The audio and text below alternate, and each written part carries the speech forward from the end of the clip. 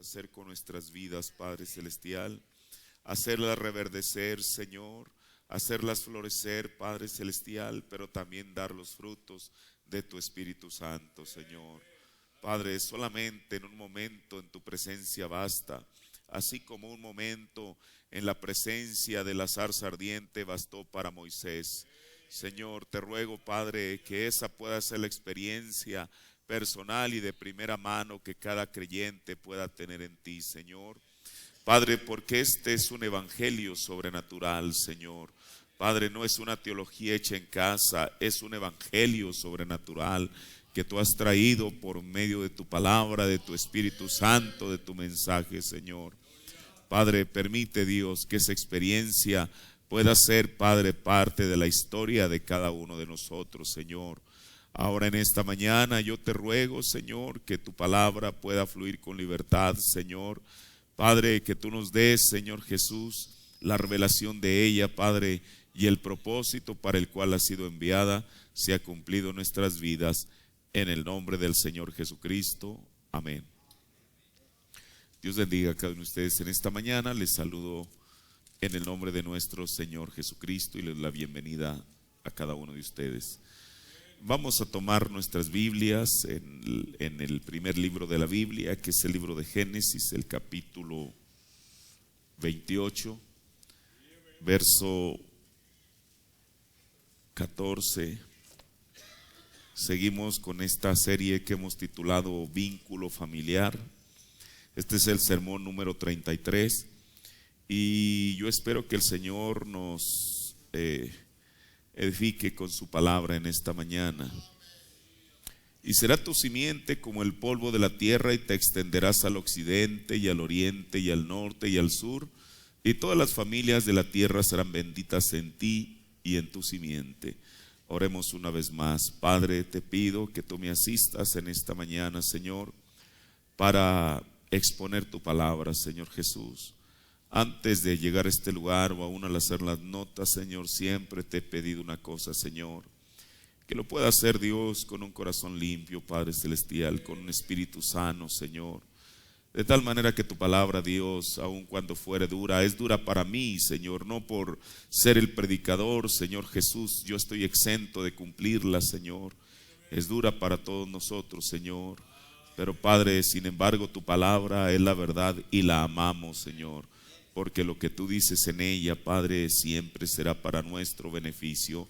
En el nombre de nuestro Señor Jesucristo, te pido que tú me ayudes a exponerla y que tu pueblo, Padre, pueda estar atento a recibirla.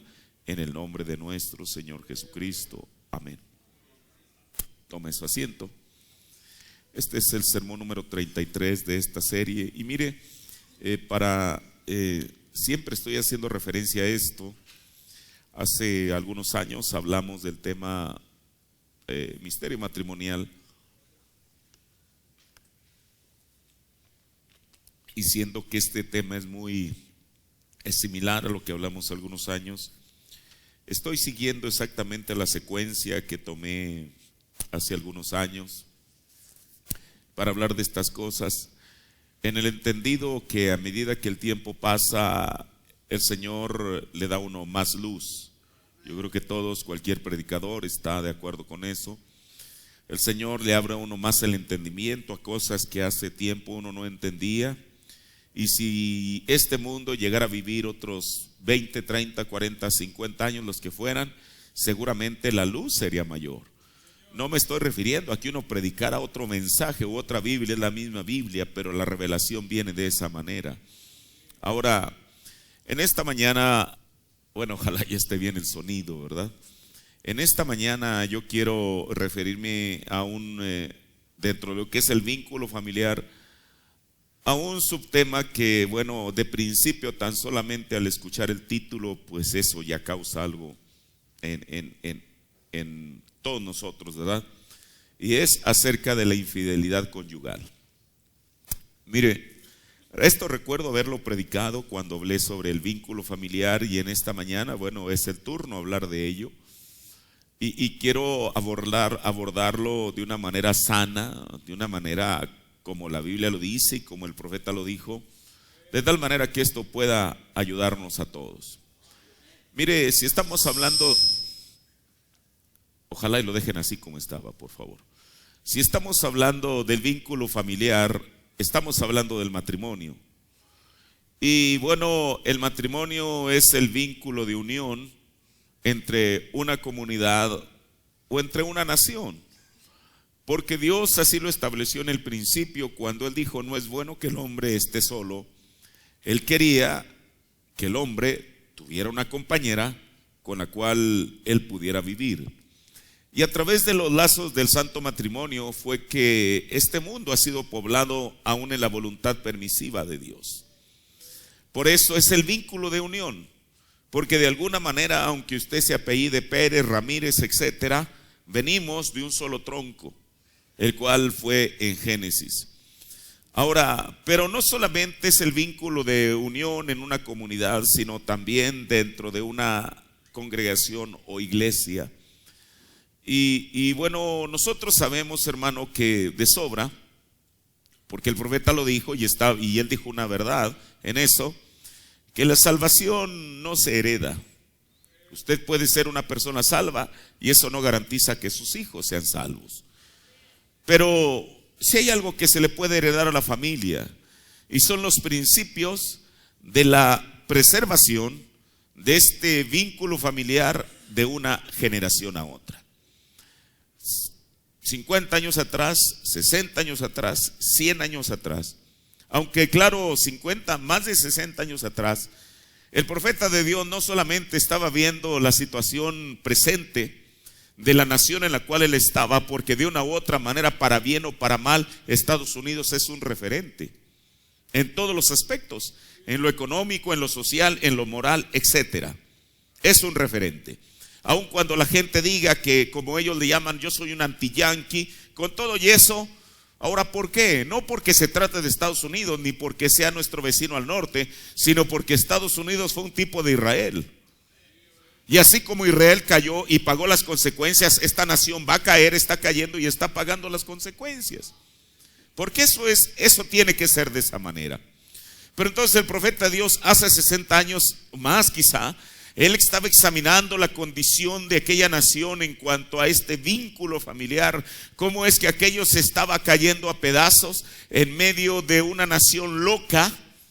Y no me estoy refiriendo a los creyentes, me estoy refiriendo a la nación en sí, que no digo que nosotros en México estemos mejor, pero él estaba examinando la parte, el ejemplo, la visión que él tenía de aquella nación para luego traérsela, y eso se trasladó eventualmente a cada nación del mundo. Por eso Dios siempre, y ese es un principio bíblico que nunca, nunca, nada ni nadie lo va a poder quebrantar, y es la preservación del vínculo familiar. No hay suficientes argumentos en el mundo para contradecir lo que Dios dice, porque Dios lo ha dicho en su palabra, y lo que Dios ha dicho en su palabra tiene que permanecer así. Por eso es la tarea ardua a diario y en cada momento de Satanás para destruir ese vínculo familiar. Esa es la tarea de él. Hoy en día, y a medida que el tiempo pase, existen más medios y todavía más sofisticados que él usará para lograr su propósito. El que un matrimonio se destruya nunca, nunca, nunca será la voluntad perfecta de Dios.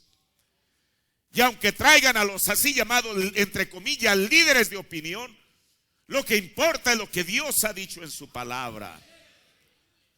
Por eso es en este tiempo que esta es una de las características de la edad, el ver matrimonios rotos con sus consecuencias, porque eso trae una consecuencia. No es cuestión de decir ya se disolvió el matrimonio y ya se acabó la historia. No se acaba la historia, ahí comienza la historia. ¿Qué historia? De la pareja misma y de los hijos que dependen de ellos. Por eso el matrimonio, ya lo hemos dicho, el profeta lo dijo, que es como una cadena, compuesta de eslabones. Usted no puede poner un eslabón aquí y otro acá y otro allá y otro más allá y argumentar que esa es una cadena. No es una cadena, son eslabones aislados. Pero cuando los eslabones están unidos uno con el otro, eso forma una cadena. Ahora, quiero que note esto. Si el matrimonio o la familia es parte de una cadena compuesta de eslabones unidos entre sí, entonces el conflicto de los padres no se aísla, porque están unidos por eslabones. Ese conflicto eventualmente pasa de padres a hijos, también con sus consecuencias y afectaciones. Ahora, como yo le hemos dicho, el mantener el matrimonio como tal, eso implica una responsabilidad de ambos. El profeta nos dijo que compañerismo es dos personas en un barco, en una lancha. Y no es una barca, no es una lancha de vapor que tiene un motor atrás, que usted solamente lo enciende y ahí va con el timón guiándola. No, es una barca que tiene que ser llevada a buen puerto a través de remos. Pero si en una familia solamente, mire, porque esto va a abrir a muchas cosas. Cuando lleguemos al asunto del homosexualismo, ellos no nacen. Llega un momento, según dice la Biblia y el mensaje, en que toman una decisión. Pero en que aceptan un espíritu. Pero muchas de esas decisiones de la formación, tanto del hombre como de la mujer, tiene que ver con la atmósfera en la que viven en el hogar. Y muchas veces, escuche esto, es serio, lo voy a tomar después con detenimiento. Cuando la madre es aquella que quiere llevar el timón en el hogar, está demostrado y aún los psicólogos lo dicen, eso es lo que produce ese tipo de conducta en los hombres o en las mujeres. ¿Por qué? Porque se trastoca el orden establecido por Dios. Si el matrimonio, usted dice, ¿y por qué está diciendo eso? Bueno, yo no estoy aquí para predicarle ocurrencias. Ahorita no es el tema, lo vamos a tomar después, pero tengo donde basarlo en la Biblia y en el mensaje, escuche. Y en su debido tiempo lo haré. Pero mire, regresemos a esto. Si el matrimonio es como una barquilla que tiene que llegar a buen puerto. Si usted toma una barca de remos y solamente uno de ellos asume la responsabilidad y comienza a remar con toda la intención, con toda la buena voluntad, con toda la devoción porque quiere llegar a buen puerto, si esa barquilla solamente es remada por una persona, lo único que va a hacer es dar vueltas en círculo. Y al final, como dijo el profeta, estará navegando en la carrera de la muerte. Por eso el matrimonio, para su preservación, implica la responsabilidad de los dos, cada uno en el papel que Dios le ha dado. Porque tampoco, aun cuando sea la responsabilidad de los dos, como se nos predicaba hace unas 2 semanas, no se pueden trastocar los papeles y que el que iba a la izquierda vaya a la derecha y el que iba a la derecha vaya a la izquierda. Cada quien tiene que asumir su propia responsabilidad. Ahora, pero Dios a su vez, no solamente el hombre y la mujer son responsables por estar involucrados, por mantener ese vínculo como debería de ser unido a través de todos esos eslabones, pero Dios a su vez, y esto es lo más importante, Dios a su vez hace responsable a la pareja por mantener unido el matrimonio. Y usted y yo tenemos que dar cuenta delante de Dios. No crea usted que se lava las manos, se da un enjuague y se acabó. No. Delante de Dios, la persona el hombre y la mujer, Dios les hace responsables por mantener ese vínculo familiar. Ahora, y uno de los tantos factores, son muchos desde luego, pero es mi tema en esta mañana, que influyen en ocasiones para el rompimiento en el matrimonio, es lo que Satanás usó desde el principio. Esto no es una estrategia nueva del siglo XXI que él acaba de descubrir, no, fue la estrategia que él usó en el mero principio. No fue la manzana, quiero decirle. La estrategia que él usó en el mero principio fue la infidelidad de Eva hacia Adán. Nosotros ya sabemos lo que pasó en el huerto del Edén. Por eso ya no tengo que explicarle qué exactamente fue lo que pasó, ya lo sabemos. Ese es lo que es conocido el pecado original aquí en la tierra. Porque el pecado como pecado, el profeta nos dijo que no comenzó en la tierra, comenzó en el cielo. Pero el pecado original aquí en la tierra fue eso. Ahora, Dios, conociendo eso, porque Dios conoce todas las cosas. En un principio, ya lo vimos, el profeta lo dijo, al hombre permisivamente se le fue concedido vivir en un estado que era llamado poligamia. ¿Es verdad? ¿Qué es poligamia? Un hombre con muchas mujeres. Pero Dios, sabiendo la naturaleza propia del hombre, llega un momento en que Él regula esa condición matrimonial. ¿Sí me explico? Y para regular algo tiene que haber una ley. Porque de otra manera, ¿cómo se puede regular algo sin que haya un parámetro, un referente para decirle esto sí y esto no? En los 10 mandamientos, y ayer estaba revisando alguna de mis notas, precisamente en esta parte, ¿se acuerda que tiempo atrás hablamos de los 10 mandamientos de la gracia? En esos 10 mandamientos, el séptimo mandamiento, recuerde, de los 10 mandamientos, 4 tienen que ver con nuestra relación o la relación entre el ser humano y Dios.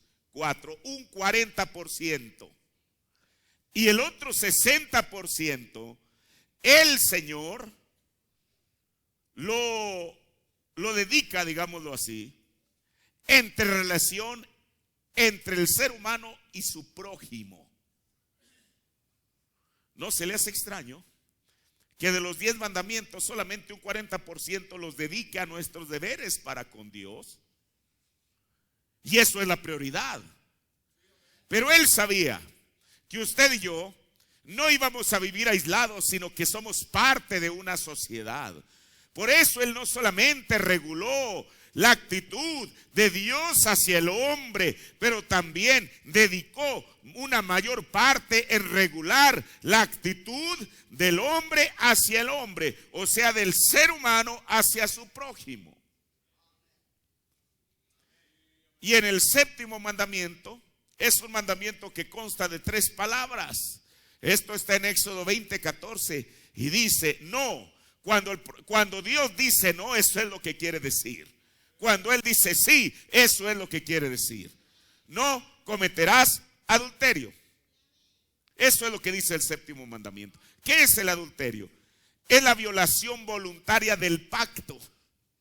¿Cuál pacto? Un pacto, una promesa que hace el hombre y la mujer por la participación voluntaria en actividad sexual con alguien más que el cónyuge de uno. Así de sencillo es la definición. Ahora, mire, el pueblo de Israel tenía los 10 mandamientos, pero como Dios lo mostró en tipo, aquellos mandamientos primero fueron escritos en tablas ¿de qué? De piedra. Y como eran en tablas de piedra, la gente los leía, los releía, etcétera, etcétera. Y eso no garantizaba que la persona, al leer día tras día los 10 mandamientos, se los supiera de memoria, así como si usted fue criado en una iglesia católica antes de que hiciera su primera comunión, se los aprendió de memoria. Yo me los aprendí de memoria.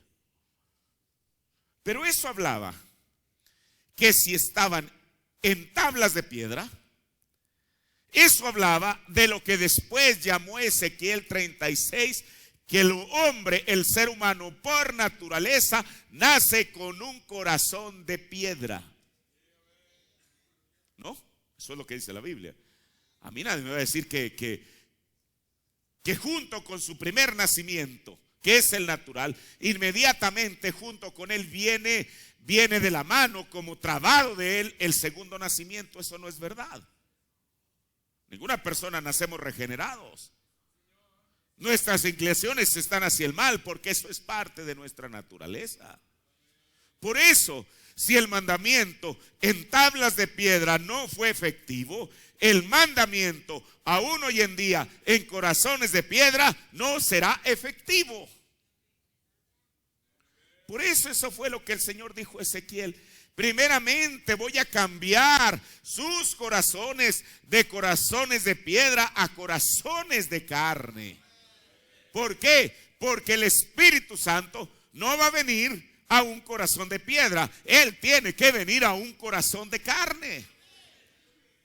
Ahora, hablemos del pueblo de Israel. Aun cuando ellos tenían la ley, conocían el mandamiento, eso en sí mismo no evitaba que la gente lo transgrediera. Y sin duda alguna, aun cuando la ley, mire, el profeta nos dijo que una ley sin castigo no es ley. ¿Es verdad? El Señor, cuando dio ese séptimo mandamiento, junto con ese mandamiento, Él dio una sanción para aquel que lo quebrantara. En Levítico, el capítulo 20, el verso 10, dice: y el hombre que adulterare con la mujer de otro, el que cometiera adulterio con la mujer de su prójimo, indefectiblemente se hará morir al adúltero y a la adúltera. Hermano, la ley de Dios era clara. La palabra, mire, la versión antigua dice indefectiblemente. O sea, sin mayor averiguación, sin nada de nada. Ahora, esto es lo que dice la Biblia, hermano. Yo no estoy aquí para tratar de agarrar un látigo y comenzar a latigar a la gente por la espalda. No, esto es lo que dice la Biblia. No cabe duda que muchas personas en el Antiguo Testamento murieron al quebrantar este mandamiento de la ley, porque así lo decía. Incluso en los días de Jesús, usted sabe lo que la Biblia nos habla de aquella historia de aquella mujercita que fue. No se enteraron por el periódico, no se enteraron por el chisme entre la comunidad, entre el vecindario, que aquella mujer estaba en tal condición. La mujer literalmente fue sorprendida ahí. Solamente que para el tiempo de Jesús, escuche, Jesús desde luego vino a traer un cambio en la ley. Él dijo que él no venía a abrogar. ¿Qué quiere decir abrogar? A quitarla, a quitarle el efecto. Pero él dijo que él había venido a cumplir la ley. Y el profeta nos lleva más allá que eso, y él dice una gran verdad: Jesús no vino a quitar la ley, vino a magnificarla. Jesús. Pero la gente, los religiosos en el tiempo de Jesús, no solamente ni la habían magnificado, pero más bien le habían quitado el efecto. ¿Por qué? Mire, y esto es tremendo, esto es terrible, hermano. Pablo dijo que la ley es santa. ¿No dijo eso? Pero la ley en sí misma es santa. Pero cuando, me estoy refiriendo a la palabra de Dios, pero cuando la palabra de Dios cae en manos humanas, eso es distinto. ¿Por qué? Porque cada quien, mire, por eso es la razón que hoy en día hay tanta confusión que no debería de haber dentro del mensaje. es una Babilonia. No el mensaje es santo también. Pero la gente que ha interpretado el mensaje, uno ya no sabe a dónde mirar, porque cada quien le da el sesgo que a sus intereses conviene. Pero mire, ellos en el tiempo de Jesús también al este mismo mandamiento le habían dado el sesgo que a sus intereses convenía. Sí, el castigo por transgredir el séptimo mandamiento era ser apedreados. ¿Por qué? Si aquellos líderes religiosos, ahora mire, ellos eran suficientemente listos y sabían cómo acomodar las palabras. Señor, hemos encontrado a esta mujer en el hecho de adulterio. ¿No cree usted que con esa expresión están tratando de tomarle el pelo a Jesús? Si era un hecho de adulterio, es porque no estaba sola. Bueno, ¿y el individuo con el que estaba, dónde está? Me estoy explicando. Porque para un acto de esto se requieren dos personas. ¿Dónde está? ¿Pero qué fue lo que ellos hicieron? Porque a sus intereses convenía manipular la ley. Trajeron nada más a la mujer. Por eso, hermano, mire, yo sé que aún en esa escritura hay muchas diversas interpretaciones. Porque dice la Biblia que Jesús estaba sentado y estaba escribiendo con el dedo ahí en el suelo. Hay gente que dice, es que Jesús estaba escribiendo los pecados de ellos. La Biblia no dice eso. Algo debe estar escribiendo, ¿qué? Yo no sé. El asunto es que él sabía la maña con la que habían. ¿Por qué? Porque, mire, cada vez para infortunio de ellos, cada vez que se acercaban a preguntarle a Jesús, cada vez que traían un caso ante Jesús, no es porque querían saber cuál iba a ser la respuesta para beneficio de ellos. Cada vez dice la Biblia que se acercaban para tentarle, para ver si cometía un error, anunciarlo y decir, ya ven, este es el hombre que dice que es el Mesías. No actuó bien o no juzgó bien. Pero Jesús era la palabra, hermano. Y la palabra estaba en la persona correcta, de tal manera que Jesús nunca manipuló la ley, ni a su conveniencia ni en contra de la gente. Él vino a cumplir la palabra. Por eso Jesús, sabiendo eso, Jesús conocía la ley, hermano. ¿Usted se la conocía? Claro que sí, él mismo era la ley cumplida. ¿Cómo no iba a conocer? Por eso vez tras vez le citó, ¿qué no dijo Isaías profeta? ¿Qué no dijo David en los salmos? ¿Qué no dijo fulano de tal? Él conocía la ley. Sin duda alguna él conocía esto que nosotros estamos hablando en esta mañana. Cuando él está agachado y los ve, pues él sabía que ellos estaban manipulando la ley a su conveniencia porque traían a una sola persona. Los ignoró, dijo, estos tipos, ni vale la pena prestarles atención. ¿Por qué? Porque son unos manipuladores de la ley. Y dice la Biblia que como ellos insistían, bueno, ellos ya sabían para qué tenían que ir a consultar a Jesús, porque ellos dijeron, Moisés nos dijo. Bueno, si Moisés les dijo, vayan y hagan lo que dijo Moisés. Pero no, ellos querían saber cómo iba a reaccionar Jesús. Pero de principio aquel caso estaba viciado. Los ignora y él sigue escribiendo, pero ellos le insisten. Señor, queremos tener una respuesta tuya sobre este caso. ¿Cuál es tu veredicto? Ok. Él ni les dijo, ni les volvió a repetir la ley. Él les hubiera dicho, caballeros, aquí Moisés dijo que ambos, ¿dónde está el varón? Ignoró el asunto porque sabía que eso a ellos no les iba a hacer ninguna mella de todas maneras. Dijo, a ver ustedes, el que esté limpio de pecado, que arroje la primera piedra. Se cayó la piedra. El otro, imagino el cerro de piedras que dejaron ahí. Esto es tremendo, hermano. Que la arroje. Y dice la Biblia que siendo redargüidos, no por un poderoso sermón de Jesús, que él lo podía hacer. Pero ¿qué fue lo que lo redarguyó? No fue el ministro, no fue Jesús, no fue el rabino. Su propia conciencia, que es uno de los 5 sentidos del Espíritu. Una persona aún puede no tener el Espíritu Santo, pero sigue teniendo una conciencia. Porque Dios dotó a la persona con eso. Nos dotó a usted y a mí. Así como nos dotó de un ojo, una boca, una nariz, unos oídos, unas manos, así también nos dotó de 5 sentidos en el Espíritu. Su conciencia les comenzó a punzar.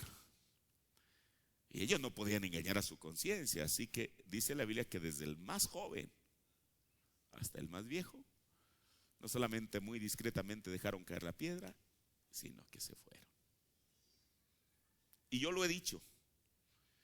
Y no porque yo quiera hacer de esto una doctrina personal. Si usted lee la Biblia y la lee como la Biblia dice, Jesús nunca le dijo, yo te perdono. Los predicadores quieren decir que sí, pero léala palabra por palabra, coma por coma. ¿Le dijo eso?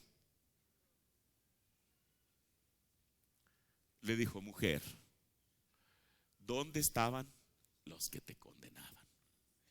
¿Hasta ahí vamos bien? ¿Le estoy citando la Biblia? La siguiente cosa que nuestro parecer Jesús debió haber dicho, esto creo que está en San Juan 8, por si quiere, es San Juan 8, por si lo quiere verificar. Bueno, me puedo equivocar del capítulo, pero alguien me lo puede decir. Ni yo te condeno, coma. Ahí la siguiente cosa que debería de proceder es que de los labios de Jesús le dijera, no solamente te condeno, sino que te perdono. Hermano, qué maravilloso es eso, ¿verdad? Pero yo le pregunto, ¿lo dijo Jesús? ¿Por qué? Si Jesús era el amor de Dios expresado. ¿Por qué? Porque Jesús sabía, mire, por eso yo cada vez estoy más y más convencido, a pesar de lo que diga la gente, que este mensaje es la verdad. Le voy a decir algo, yo creo que este mensaje estaba en los pensamientos de Dios desde antes de la fundación del mundo. Así. Porque si yo no creyera eso, entonces estoy creyendo una teología traída por un hombre llamado William Branham, punto. Mire, por eso entre más sean los golpes a este mensaje, más es la vindicación de Dios. Yo en estos días, el viernes pasado precisamente, encontré un artículo sobre la historia de los judíos, porque estoy preparando mi siguiente tema después de esto, cuando Jehová hiciere tornar la cautividad de Sión. Y ellos que niegan a Jesucristo y más negarán a un profeta llamado William Branham, las dispensaciones del tiempo las están dividiendo exactamente en 3, como William Branham vino y nos la enseñó. ¿Por qué? Regreso a mi tema. ¿Por qué Jesús no dijo yo te perdono? Porque en eso iba un proceso, que es lo que vamos a ver que dijo el profeta de Dios. ¿Dónde están los que te condenaban? No hay ninguno, Señor. ¿Cree usted que ahí lo mejor hubiera hecho que Jesús hubiera dicho yo te perdono? ¿Pero qué fue lo que dijo? Ni yo te condeno, ve y no lo vuelvas a hacer. Punto. Ahora, regreso a esto. Mire,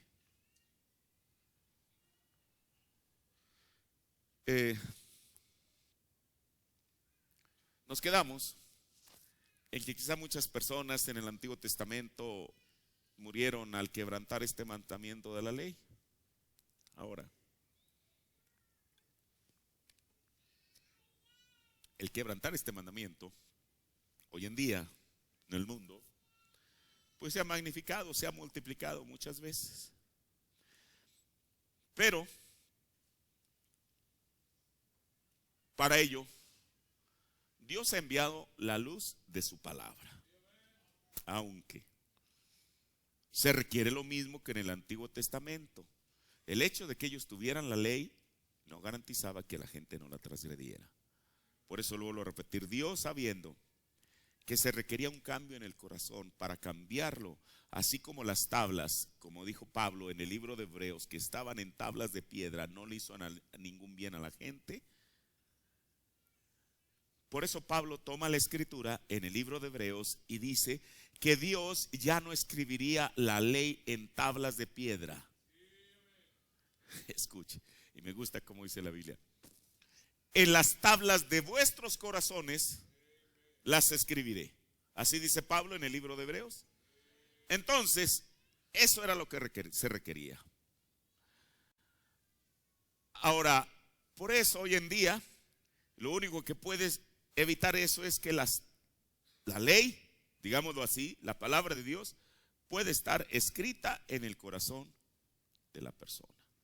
Mire, voy a entrar ya directamente a mi tema. Desde el Antiguo Testamento, Dios habla de la fidelidad que debe de haber del hombre hacia la mujer y de la mujer hacia el hombre. Y en el libro de Malaquías, el capítulo 2, el verso 14 dice: mas diréis, ¿por qué? Porque Jehová ha testiguado entre ti y la mujer de tu mocedad, de tu juventud, contra la cual tú has sido desleal, siendo ella tu compañera y la mujer de tu pacto. ¿Cuál pacto?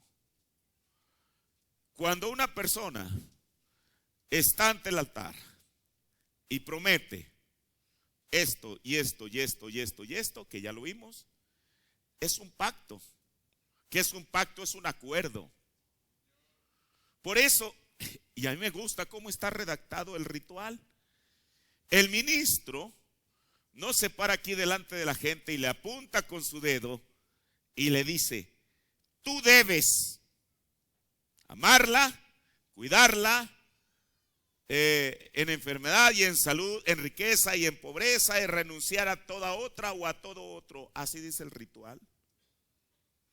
Porque entonces la persona lo tomaría: es que él me obligó, es que él apuntó con su dedo y me dijo que yo debería de hacer esto, que yo no tenía otra opción. Pero cuando a la persona o a ambos se les pregunta, promete, todavía hasta ese momento están en la facultad de decir sí prometo o no prometo, y punto. ¿O no?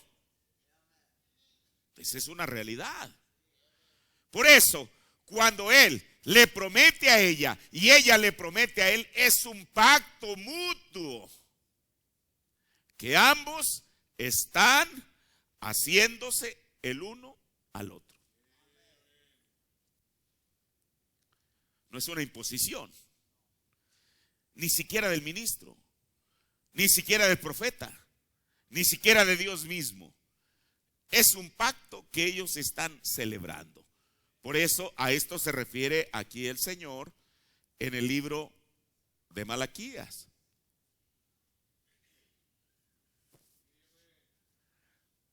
Siendo ella tu compañera y la mujer de tu pacto, de tu convenio, de algo que convenimos.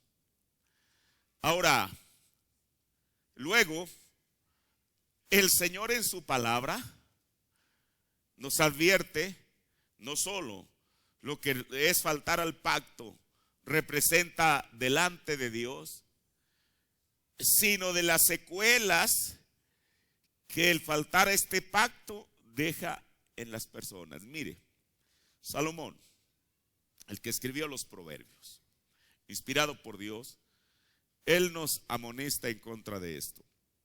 Esta escritura ya la he leído, la voy a volver a leer en esta mañana, en Proverbios, el capítulo 6. el verso 23 al verso 35. Proverbios 6, 23 al 35. Porque el mandamiento es antorcha y la enseñanza luz. ¿Qué es el mandamiento? Una antorcha. Dice la Biblia que una antorcha es para que alumbre en un lugar oscuro. Escuche. Pero una antorcha, bueno, dependiendo del tamaño, tiene un cierto límite, un cierto rango, una cierta área hasta la cual puede llegar su luz. Pero mire la segunda parte, dice, y la enseñanza ¿de qué? No la enseñanza de trigonometría o de las leyes de la gravedad y todas esas cosas, no, la enseñanza de la Biblia, la enseñanza del mensaje que es luz. Ya no una antorcha para alumbrar en un determinado lugar, sino una luz que puede alumbrar aquí, allá y más allá, donde quiera que se necesite. Por eso el profeta dijo que para toda pregunta bíblica tiene que haber una respuesta bíblica. Porque la enseñanza, eso es lo que es luz. Y luego, bueno, pero ¿para qué sirve la luz? ¿Para qué sirve la enseñanza? Para que te guarden de la mala mujer, de la blandura de la lengua extraña. No codicies su hermosura en tu corazón, ni ella te prenda con sus ojos. Porque a causa de la mujer ramera es reducido el hombre a un bocado de pan. Y la mujer caza la preciosa alma del varón. Y luego dice, ¿tomará el hombre fuego en su seno sin que sus vestidos se quemen? O sea, como nosotros decimos, un dicho popular. No se puede jugar con fuego y no quemarse. Eso es a lo que Salomón se está refiriendo. Y luego él dice otra vez, pregunta, ¿andará el hombre sobre las brasas sin que sus pies se abracen? O sea, se quemen. Así que el que entrare la mujer de su prójimo no será sin culpa cualquiera que la tocare. No tienen en poco al ladrón cuando hurtare pan para saciar su alma teniendo hambre. Empero tomado paga las setenas, da toda la sustancia de su casa. Mas el que comete adulterio con la mujer es falto de entendimiento, corrompe su alma el que tal hace, plaga y vergüenza hallará y su afrenta nunca será raída. Porque los celos son el furor del hombre y no perdonará en el día de venganza. Pero estas palabras de Salomón son serias, hermano, tremendas. Y luego el Señor previene al hombre y a la mujer de eso. Mire, aquí le voy a estar leyendo Proverbios 7:1, de ahí voy a pasar al versículo 5 y luego al versículo 10 y luego del 21 al 23. En el versículo 1 dice, hijo mío, guarda mis razones y encierra contigo tus mandamientos. ¿Pero para qué? En el verso 5, para que te guarden de la mujer ajena y de la extraña que ablanda sus palabras. Verso 10, y aquí una mujer le sale un encuentro. En el verso 11 habla de un joven incauto. Dice que él miró entre los simples y miró un joven. ¿Qué es simple? Alguien que es incauto. Y dice que este joven, aquí una mujer que le sale al encuentro con atavío de ramera. Atavío de ramera astuta de corazón. En el verso 21. Bueno, después que le sale el encuentro, ¿qué pasa? Le rindió con la mucha suavidad de sus palabras. Le obligó con la blandura de sus labios. Vase en pos de ella luego, como buey va el degolladero. Y como el loco a las prisiones para ser castigado, como ave que se apresura al lazo y no sabe qué es contra su vida. Hasta que la saeta traspasó su hígado. O sea, hasta después él cayó en cuenta que iba, usted sabe, aún la naturaleza enseña algo. Los animales aprenden. Por ejemplo, si usted pone una trampa para el ratón y el ratón no cae la primera vez, la segunda vez cuando vea la misma trampa la va a esquivar, porque ya sabe que le dejó una lección. Ahora, este muchacho del cual se refiere aquí la Biblia, dice que él no sabía, que él iba presuroso, corriendo, como una ave que va a caer en la trampa, que va a caer en la red. ¿Por qué? Porque sus sentidos se obcecaron. Y entonces, él no sabe, como dice la Biblia, que es contra su vida hasta después que se da cuenta en lo que fue atrapado o atrapada. Eso es lo que Salomón está diciendo. Y no sabe que es contra su vida hasta que la saeta traspasó su hígado. Ahora, mire, entonces, con lo que hemos visto hasta aquí, el adulterio es un pecado grave delante de Dios. Pero, escuche, la gravedad no termina ahí. Lo más grave es cuando no se enmienda. Estas mismas cosas yo las prediqué hace más de 10 años. Y estamos aquí hablando exactamente lo mismo para las nuevas generaciones. Aquí es cuando no se enmienda. Aquí fue el paréntesis que dejó Jesús. Cuando aquella mujer, él nunca le dijo, yo te perdono, no porque, hermano, no porque Jesús no tuviera la capacidad de perdonar. Y no solamente, porque usted sabe, el perdón se siente. Mire, si Dios Jesús perdonó a todos los que estuvieron en su camino y que es más, la bondad de Dios fue tan grande que aún perdonó a aquellos que no necesitaban, perdonó a aquellos que no pensaban que necesitaban perdón. Usted dice, eso no está en la Biblia. Claro que está en la Biblia. Aquel hombre paralítico lisiado que trajeron a un culto de hogar donde Jesús estaba, y que al ver que la entrada estaba abarrotada de gente, las ventanas estaban abarrotadas de gente, y que sus amigos abrieron un hueco en el techo y que por ahí lo bajaron en su camilla exactamente frente a donde Jesús estaba predicando. Yo ya lo he dicho, usted dice, ¿va a decir lo mismo? Pues es la misma historia, yo no la he cambiado, porque la Biblia no la ha cambiado. Si el hombre llegara a una enfermedad interna, un cáncer, lo que sea, son enfermedades que a simple vista no se pueden ver. Solamente la persona a la que le aquejan la siente y sabe la enfermedad que le está aquejando. ¿Es verdad? Pero este hombre estaba paralítico. No se requería ni siquiera ser un médico y ponerse el estetoscopio y comenzar, usted sabe, a hacerle una auscultación para saber que él estaba enfermo. Era lógico, era evidente que él estaba enfermo. ¿Qué tenía? Estaba lisiado. Sus amigos, cuando lo vieron, sintieron lástima y dijeron, hay un hombre que te puede ayudar a salir de esta confusión. Se llama Jesús. Sabemos que él está en Capernaum y sabemos que él ahí está en una casa, ni siquiera en una sinagoga, es en una casa, está teniendo un culto de hogar. Oye, ¿estás dispuesto?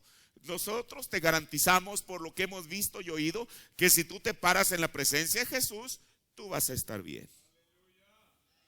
Hermano, aquel hombre recibió aquella noticia como un vaso de agua helada. Claro que sí, yo voy, yo quiero estar bien.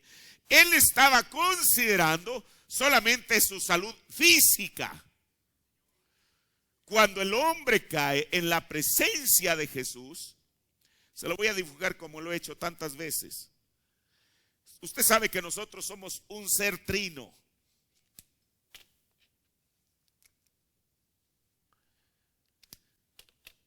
Estos somos usted y yo. Este es cuerpo, espíritu y alma. El muchacho era evidente que necesitaba ser sanado de su cuerpo. Pero entonces, ¿me puedes pasar el marcador, por favor? La mirada de Jesús, quien lo conoce todo, quien lo conocía ya y lo conoce en esta mañana, él estaba interesado como esto. Así como muchas veces la gente, eso no cambia, la naturaleza de la gente no cambia. Nadie quiere estar enfermo, es más, yo mismo tampoco quiero estar enfermo, nadie queremos estar enfermos. Pero ¿cuántas veces la gente no vino a Jesús a sus campañas? Y me gusta lo que dice, creo es en Mateo el capítulo 3 debe de ser, que creo terminando el capítulo 2, que todos los que venían de Siria y de cualquier lugar, sirios, imagínense, el enemigo de Israel, todos regresaban ¿qué? Desilusionados, sanos.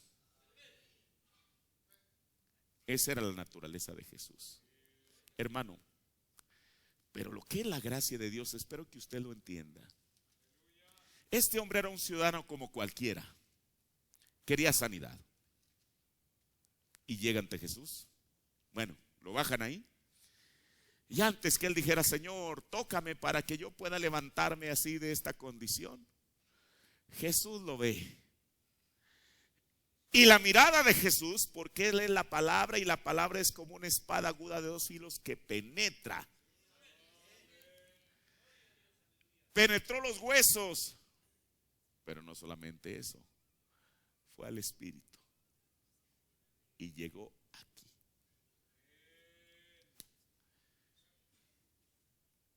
Y Jesús, al verlo, qué cosa, me agrada cómo dice la Biblia, le dijo, hijo.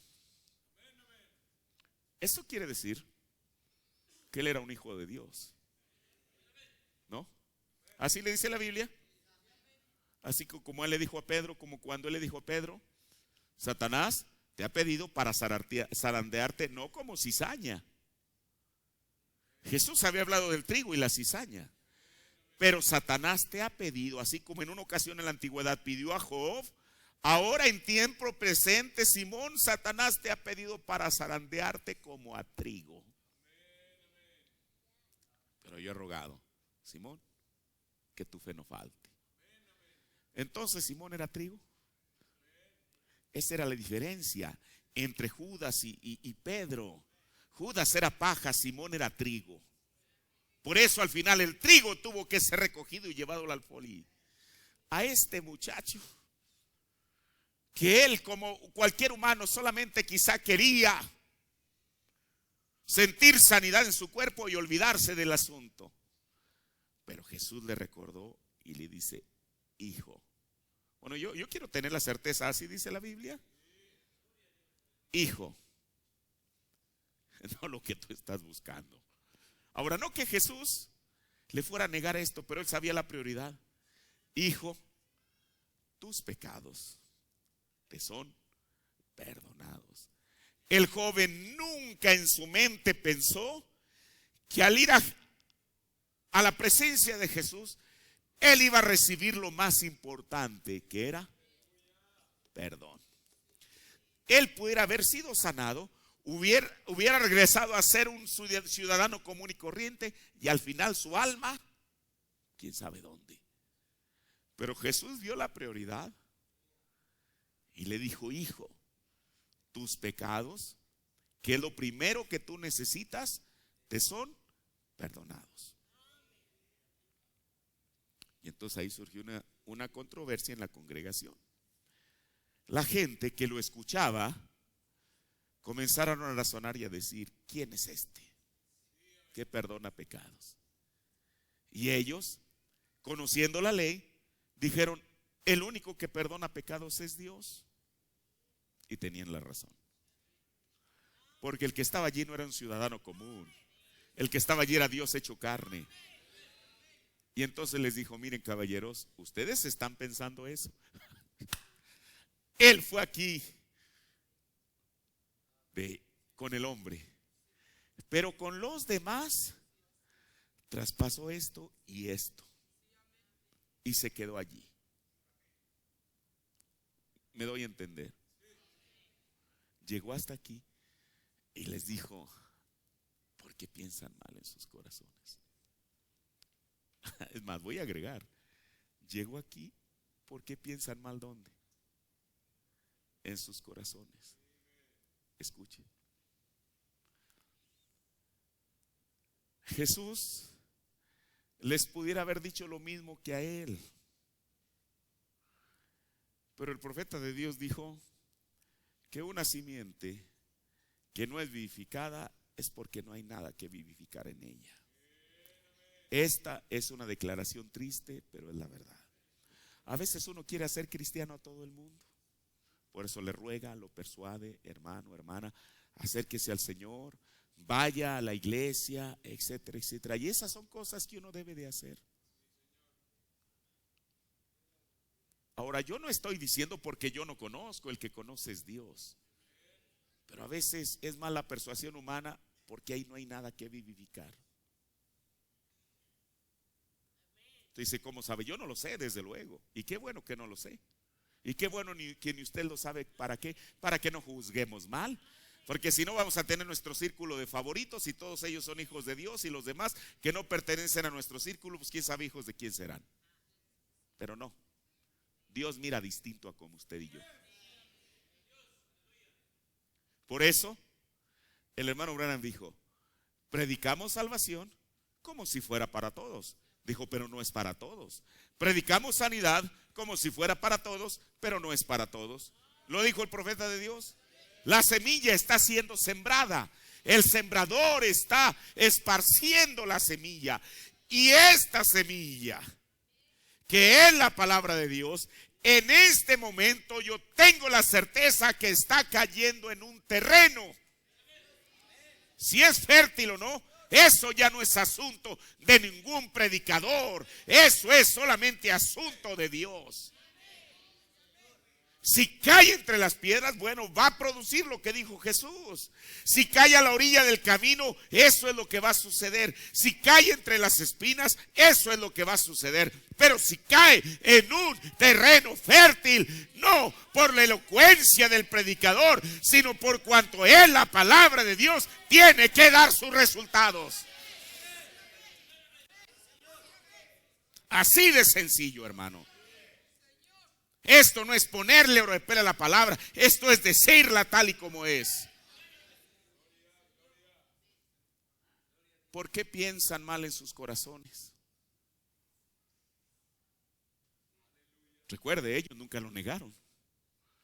Nunca le dijeron: Señor, te estás equivocando, no hemos pensado mal.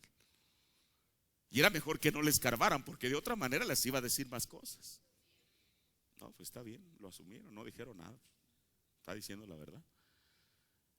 Caballeros, ¿qué es más fácil? Decirle a este hombre que sus pecados son perdonados, como ustedes lo están poniendo en duda. ¿Qué es más fácil? Pónganlo en la balanza. Ok. Como ustedes no tienen un microscopio que les pueda mostrar el alma de la persona, y que si vino, qué cosa. Si vino tan negra como la brea, dijo el hermano Brennan. Así dijo. Dijo: tan tiznada como las paredes del infierno. Así dijo. Así es como llegó. Como ustedes no pueden ver la obra sobrenatural que está siendo hecha en él, no lo pueden ver, aunque lo va a sentir, pero ustedes no lo pueden ver. ¿Qué es más fácil? Pónganlo en la balanza. Decir: tus pecados te son perdonados, y que haya esta obra sobrenatural efectuada en él. O toma tu lecho y vete a tu casa. ¿Qué será más fácil? Ellos dijeron, pues nosotros necesitamos ver una evidencia. Ah, ¿quieren una evidencia? ¿Quieren ver una evidencia? Aquí está. Volteándose, le dijo, tus pecados, los cuales son muchos, son perdonados. Y no solamente eso, toma tu lecho y vete a tu casa. Ahí estaba el real reto. Escuche, porque Jesús comprometió su palabra a algo, no que ellos iban a creer, porque no tenían nada para creer, pero algo que ellos iban a ver. Una cosa era la resultante de otra. Si sus pecados no eran perdonados, el muchacho nunca se iba a levantar de allí. Cuando el hombre comienza, primero sintió algo adentro en su corazón, que un borrador comenzó a quitarle todo aquello tiznado en su corazón. Eso ya era suficiente. Pero entonces comienza a sentir un poder que entra. Y en la condición que él estaba, sus piernas, sus brazos se comienzan a enderezar. Y el hombre salta de un brinco. Imagínense. Eso les dio a ellos. Usted dice, si nosotros hubiéramos estado ahí, aún si hubiéramos llegado como escépticos, nos hubiera hecho creer. Escuche, la misma actitud que usted tiene en esta mañana hacia la palabra va a ser la misma que hubiera tenido hace 2000 años. Eso es lo que el profeta nos dijo. Así de sencillo. El hombre sale y fue perdonado. Le voy a narrar una vez más esta parte del mensaje que ya le he narrado casi, no sé, cada medio año. Cuando el profeta estaba en Kentucky predicando en aquella iglesia, en aquella cabaña. Y entonces un hombre en la parte de afuera estaba con una linterna. Y entonces él, cuando sale, aborda al profeta, le dice: predicador, lo que usted ha dicho es verdad acerca del perdón de Jesús. Dijo: pero yo he matado a 2 personas, ¿cree usted que Dios me podrá perdonar? ¿Qué dijo el profeta? Claro, mi hermano, el Señor lo puede perdonar. Y entonces él le dijo algo. Dijo: bueno, dijo, tan solo créalo. Dijo: bueno, déjeme sentirlo y entonces lo voy a creer. Dijo el hermano Branham: no, créalo y luego lo sentirá. Y entonces le dijo con aquella linternita, dijo: mire usted, con esta linterna puede alumbrar hasta donde está su casa. Dijo: claro que no. Dijo: conforme voy dando aquellos pasos, la linterna me va alumbrando. Dijo él: lo mismo con Cristo. Así que esto es maravilloso, ¿no cree usted? Por eso, mire, ya estoy terminando. Bueno, está lo referente a esta mañana. Mire, por eso Jesús nunca le dijo a la mujer: yo te perdono. Porque aún por mucha que sea de nuestra devoción, nuestra creencia en la palabra de Dios, no le podemos poner palabras en la boca a Jesús que Él no dijo, para que sea una historia más conmovedora. No. ¿Qué le dijo? Ni yo te condeno. Ve y no peques más. ¿Por qué dejó el perdón como entre paréntesis? Porque si eran adulterios, porque ella tenía un marido. ¿Me explico? Y si tenía un marido, antes de enmendarlo con Dios, ella lo tenía que enmendar con el marido. Cuando ella lo enmendó con el marido, automáticamente el perdón de Dios viene a ella.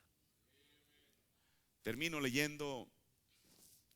Mire, el profeta pone en ilustración para decirnos en la actitud que debe de ser llevada a cabo la confesión. En el sermón él tiene cuidado, tiene usted cuidado, párrafos 63 al 69. Dice: yo creo que una de las cosas que impiden a nuestra gente ser sanada es la falta de confesión. Y luego le agrega: es la falta de confesión sincera. O sea, no solamente es asunto de confesar, sino hay que hacerlo sinceramente. Dice: ahora, por ejemplo, esto pudiera sonar un poco malo, pero no quiero decirlo en esta manera, pero mirando a mi esposa sentada aquí, si yo saliera de aquí hoy y echara mis brazos alrededor de alguna otra mujer y le hiciera el amor, yo sabría entonces, después de hacer eso, que estuve equivocado, tan equivocado. Ahora, por supuesto, mi consolador me guarda de hacer eso, ven. Pero quiero decirles que si yo hiciera eso, y si sucediera que yo hiciera eso o algo similar, y entonces yo sé que lo primero es decírselo a mi esposa antes de que pueda decirle a Dios, perdóname porque yo he pecado contra ella. Ahora entiende el por qué Jesús nunca le dijo, yo te perdono, porque la trajeron directamente del acto. No fue al siguiente día ni a la semana que la gente se comenzó a enterar por los chismes en la comunidad, no. Ellos la sorprendieron allí y la trajeron ante Jesús. Mire, y voy a abrir aquí un paréntesis muy breve. Sin importar cómo los líderes religiosos de su día tergiversaban la palabra, al traerla nada más a ella, Dios todavía tiene principios y Dios es responsable por su propia palabra. Entonces, Jesús sabía eso, que no era cuestión de darle un atajo y decir, ok, bueno, que ya te trajeron aquí, pues yo te perdono también. No que Jesús no la fuera a perdonar, Jesús perdonó y perdona, pero sencillamente se tiene que seguir este trayecto que el profeta nos dice.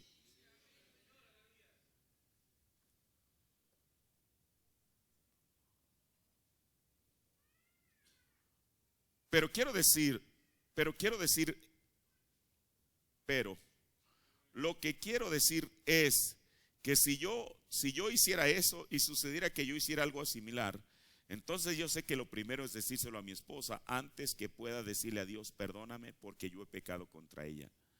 Si usted viene al altar y recuerda que usted tiene un deber, vaya y arregle eso primero antes de dar su ofrenda. Así que tendría que ir a ella. Creo que la confesión es poner en orden también. No es una confesión verdadera a menos que sea así. ¿Qué tal si yo dijera, voy a confesar que he actuado incorrectamente y yo digo, buen Señor, viejo amigo mío, tú sabes que te conozco bien. Gloria a Dios, aleluya. Yo creo que tú eres un viejo y buen compañero. Perdóname. Tú sabes, viejo amigo mío, lo hice sin querer, ¿ven? Ahora usted dirá, eso es sacrílego. Sí lo es. Hacer una confesión como esa lo es. Pero ¿qué tal si yo fuera y dijera, Señor, yo no quise hacer eso de esa manera y ayúdame y no lo haré otra vez? Él rechazaría mi sacrificio hasta que primero vaya y enmiende eso con mi esposa. Entonces, ¿qué tal si vengo a ella con la misma irreverencia y digo, oye, chica, vieja amiga mía, vieja madre de mis hijos, viejo amorcito, tú sabes que hemos sido viejos amigos por mucho tiempo. Supongamos, ¿qué tal si coloco mis brazos al lado de otra mujer? ¿Qué dirías al respecto, chiquilla? ¿Me perdonarías? Ahora es como el profeta lo está poniendo. Me imagino cómo me miraría. Ella pensaría, ¿qué le está pasando a mi esposo? ¿Ven? Lo primero es que ella no sabría si yo estaba bromeando o si no lo estoy. Y usted no va de esa manera a hacer una confesión a su prójimo o a Dios. Usted va con un sentido profundo de sinceridad, con dolor santo por su pecado. Primero usted tiene que estar arrepentido. Yo debo decirle a ella, querida, ven acá. Esto puede significar el resto de nuestra vida marital. La mujer con la que he vivido, que es mi amada y cómo te he amado todos estos años, pero ahora tú puedes abandonarme a partir de este momento.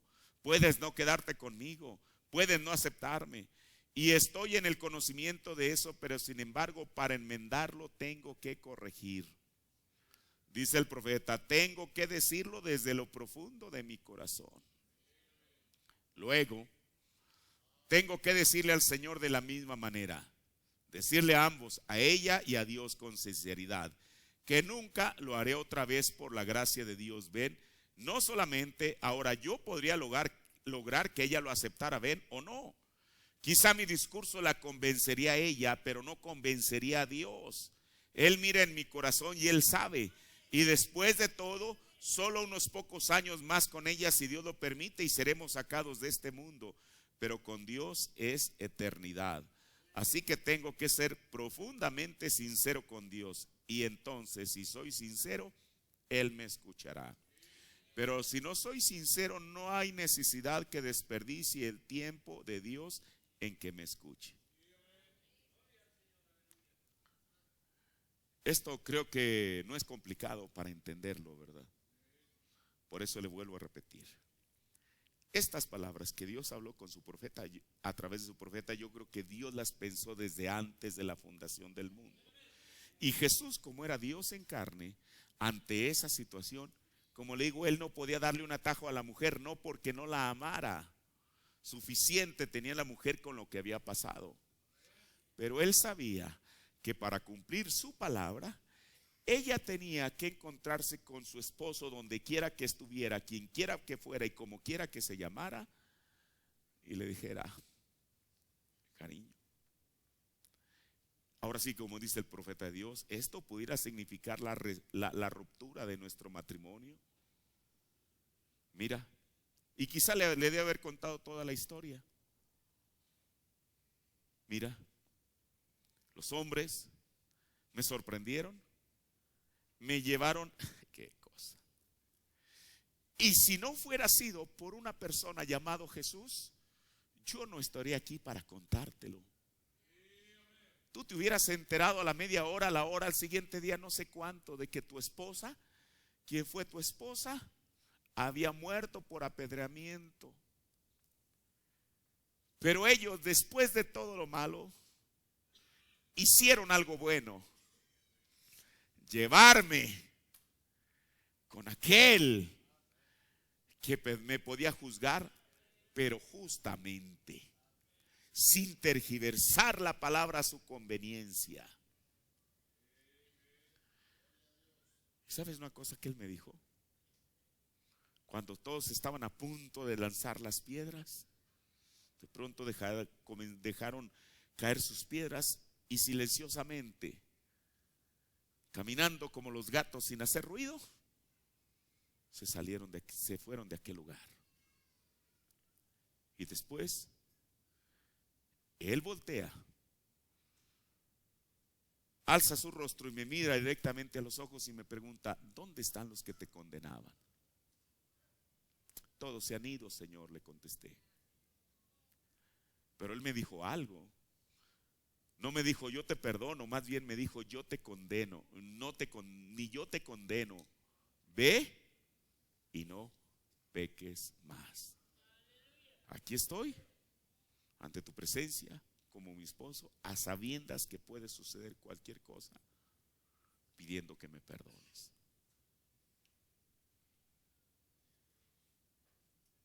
Y después de eso, mire, yo no sé, porque la Biblia ya no habla de la mujercita. Pero yo tengo la certeza que por cuanto estaba dentro del plan de Dios, quizá ellos, porque mire, después vamos a ver esto, porque al final, cuando entremos al asunto, a lo siguiente de este tema, perdonar no es fácil para nadie. Absolutamente no. Y el profeta no lo dijo. Pero dijo el profeta de Dios: solamente aquella persona que ha recibido, ojalá no lo cite mal, lo dicen que es a lista y saber, solamente aquella persona que ha recibido los beneficios de ser perdonado, sabrá los beneficios que es saber perdonar. Entonces, hermano, hasta aquí voy a terminar. Yo sé lo duro que es este tema, pero sin embargo, pues es parte de la palabra de Dios. Y yo espero que el Señor tenga misericordia de nosotros y nos ayude en nuestra vida diaria. Que su gracia no nos falte. Y bueno, esto apenas es parte de lo que todavía nos falta, tomar otro tramo de esto y entrar después de eso a lo que es el divorcio. Y lo vamos a hablar de la manera más amplia. tomando lo que Dios dice en su palabra y lo que un profeta vino y nos reveló. Así que yo espero que hasta aquí usted lo haya entendido y sepa de lo que esto se trata, y que esto tenga su efecto. Vamos a ponernos de pie. Agradezcámosle a Dios por su palabra, Señor. Tu palabra es verdadera, Señor.